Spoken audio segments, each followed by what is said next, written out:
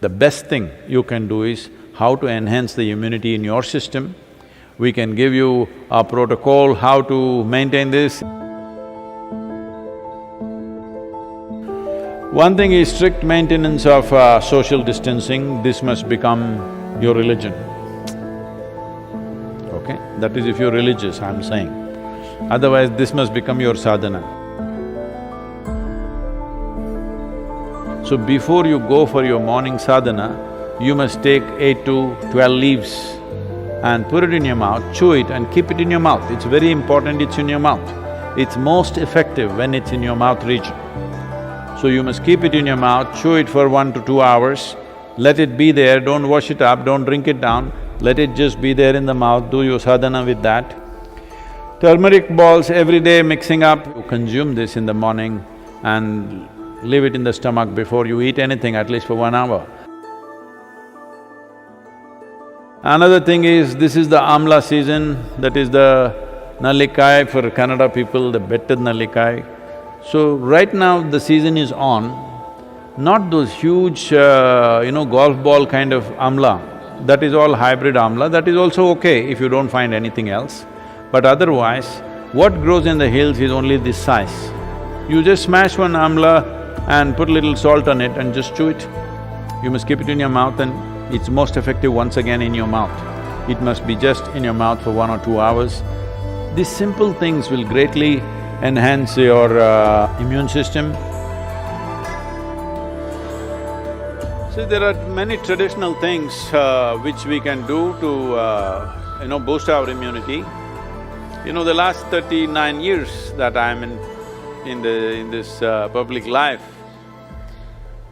almost every day I have some public event, which I am committed to large groups of people. But in these 39 years, in all this travel, I have not cancelled a single event because I am not well. The simple thing that we do when we see that we are exposed to infections when we are traveling, if we see there are viral infections or influenza going on, all these years of my visits to United States, I don't catch influenza when it's running rampantly all over. The simple thing is just this: hot water, a little bit of honey, little bit of turmeric, and if it is possible, some pudina or coriander in it a little bit. Right now, this is what we are doing to all the police personnel and the medical personnel in our region. We are providing them what is called as Nilavembu Kashayam, which works very well. We did this across Tamil Nadu when the dengue fever was on, it made a big difference. Instead of drinking just plain water, if they just drink this as a part of their thing, I think it will definitely help. It has helped me. I'm just telling you grandmother stuff, not medical stuff, okay? But it's worked. It worked for my grandmother, it worked for me.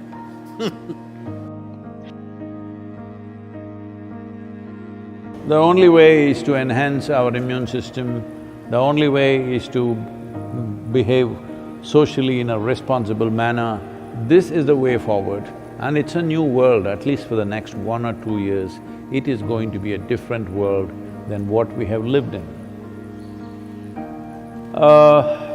Right now,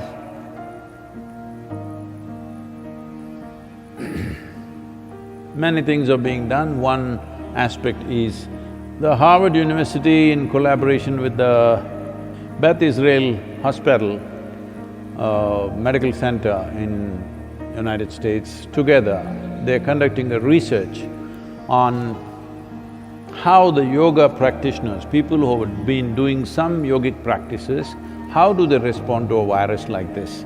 What is their resilience? Are they surviving better? I'm 100% sure they're surviving better, but we need, medical evidence for this, but I'm 100% sure because I have not heard of a single case of any of our meditators dying. Some of them have lost their parents, aged relatives, but not meditators, related. So, yoga doesn't come through blood. You gotta do it. That's the only problem with the damn thing. It works miraculously, but you have to do it. Yoga,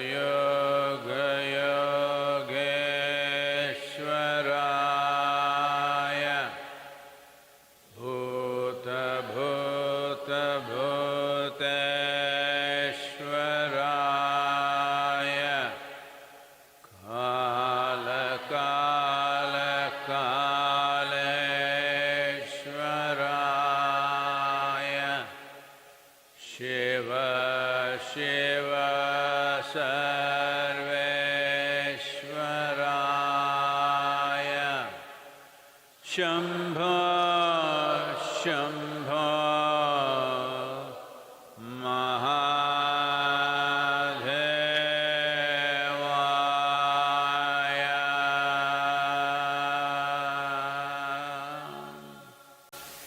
So, what we're doing, this simple mantra, you must understand, what we are calling as a mantra is just a certain geometry of sounds. If properly uttered, this mantra is particularly designed to generate what is called as samat prana. There are 5 dimensions of pranavayu in the system. Samat prana is that which is in charge of respiratory process and the thought process, and it generates heat. Well, the pranavayu is fundamentally in charge of respiration and thought process, but without the fire of samat prana, pranavayu cannot function. So this is why any kind of kriya or pranayam that you do, first thing is to generate some heat, because without generating the ushna, the other dimensions cannot really fly. So, one thing is to generate heat because this will also greatly enhance one's immune system.